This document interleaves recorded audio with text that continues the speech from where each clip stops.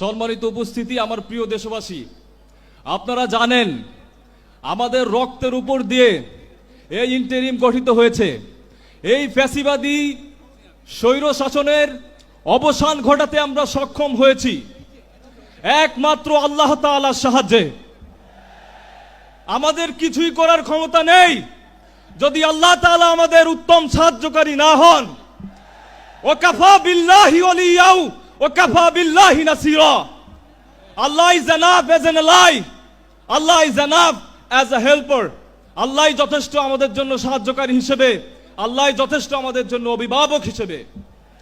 মহান আল্লাহ রব্বুল ইজ্জত আমাদের সাহায্যকারী হয়েছিলেন, মহান আল্লাহ রব্বুল ইজ্জত আমাদের অভিভাবক হয়েছিলেন। তাই এই 24-এর গণ অভ্যুত্থান আমরা সফল করতে সফল হয়েছি। আমাদের কোনো ক্ষমতা নেই আল্লাহর ক্ষমতা ছাড়া। সম্মানিত উপস্থিতি, আপনারা জানেন আমি ভয়ের সাথে হৃদয় ভরা দুঃখ নিয়ে স্মরণ করছি এই 19শে জুলাইকে, যেদিন ইন্টারনেট শাটডাউন করে দেয়া হয়েছিল বাংলাদেশের প্রতিটা জায়গায়, গণহত্যা চালানো হয়েছিল প্রতিটি জায়গায়, বলা হয়েছিল ইন্টারনেট এমনি এমনি বন্ধ হয়ে গিয়েছে।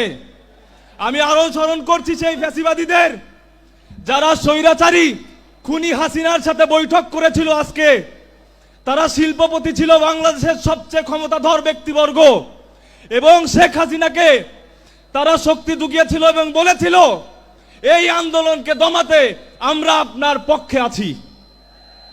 কিন্তু আল্লাহর ইচ্ছায় তারা সফলতা অর্জন করেনি, কারণ জালিমরা কখনো সফল হয় না। আপনারা জানেন আমার পাবলিক ইউনিভার্সিটির ভাইদের যখন দমন পীড়নের পরে তাদের আওয়াজকে দমিয়ে ফেলা হয়েছিল, এই প্রাইভেটের শিক্ষার্থীরা বুকের তাজা রক্ত দিয়ে এই আন্দোলনকে সক্রিয় করেছিল। এই কওমির ভাইরা এই আন্দোলনকে সক্রিয় করেছিল 18 জুলাই থেকে। বাংলাদেশের প্রতিটা শ্রেণী পেশার মানুষ এই আন্দোলনকে সক্রিয় করেছিল 18 জুলাই থেকে। আমাদের পক্ষে কিছুই সম্ভব না আল্লাহ যদি না চান। আমি বারে বারে একটি কথাই বলবো, আমি স্মরণ করছি ফ্যাসিবাদী সেই সময়কাল যখন শিবির সন্দেহে আমাদের সনাতন ধর্মাবলম্বী ভাই বিশ্বজিৎকে দিবালোকে কুপিয়ে হত্যা করেছিল। শিবির করা কোনো অপরাধ না, কোন রাজনৈতিক দলের সমর্থন দেওয়া কোনো অপরাধ না, কিন্তু তারা শিবিরকে ডাক দিয়ে সাধারণ মানুষ, সাধারণ ছাত্রদের উপর অত্যাচার, নিপীড়ন, গুম খুন চালিয়েছে প্রতিটা বছর তাদের স্বৈরতান্ত্রিক প্রতিটা শাসন আমল।